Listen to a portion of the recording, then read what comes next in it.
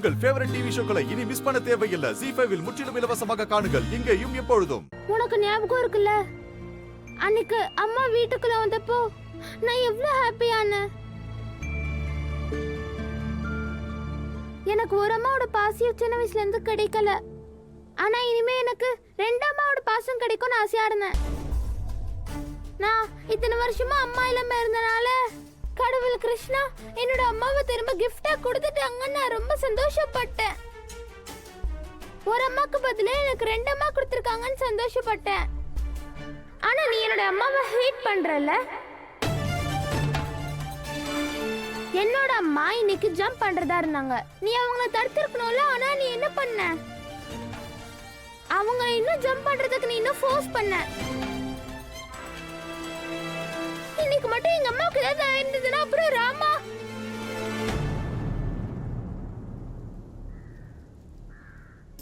குஷி, எனக்கு நல்லா புரியுது. நீ ரொம்ப கஷ்டப்பட்ட, வேதனைப்பட்ட. ஆனா சத்தியமா சொல்றேன், எனக்கு உன்னை கஷ்டப்படுத்தணும்ன்ற எண்ணம்லாம் இல்ல.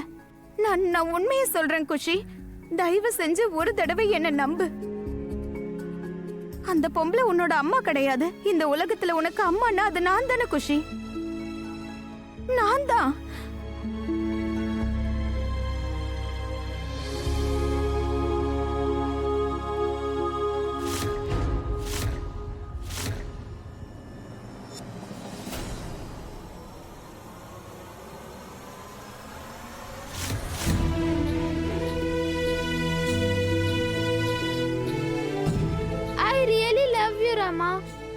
பட் எனக்கு நீயும் எங்க அம்மாவும் ஃப்ரெண்ட்ஸா இருக்கணும்னு ஆசையா இருக்கு.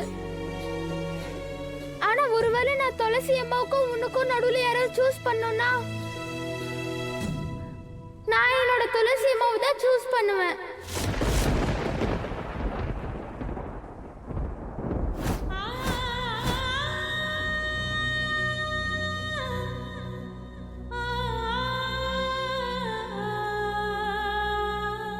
குஷி, நீ என்ன சொல்ற?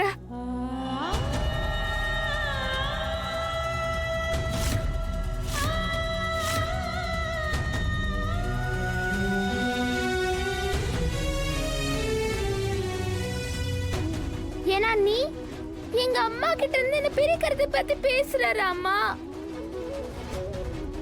இல்ல குஷி, எனக்கு என்னோட துளசி அம்மா ரொம்ப வருஷத்துக்கு அப்புறம் கிடைச்சிருக்காங்க. நீ வரதுக்கு முன்னாடி நான் கடவுள் கிருஷ்ணா கிட்ட ரொம்ப சண்டை போடுவேன். என் அம்மாவை ஏன் என்கிட்ட இருந்து பறிச்சீங்கன்னு கேட்பேன். எல்லாரோட அம்மாவும் அவங்க குழந்தைங்களோட இருந்தாங்க. ஆனா என்னோட அம்மா என்கிட்ட இல்லவே இல்ல. ஆனா அப்புறம் ஃபைனலி கடவுள் கிருஷ்ணா எனக்கு என்னோட அம்மாவை திரும்ப கொடுத்துட்டாரு. இப்ப மறுபடியும் என்னால அவங்களை இழக்க முடியாது ராமா.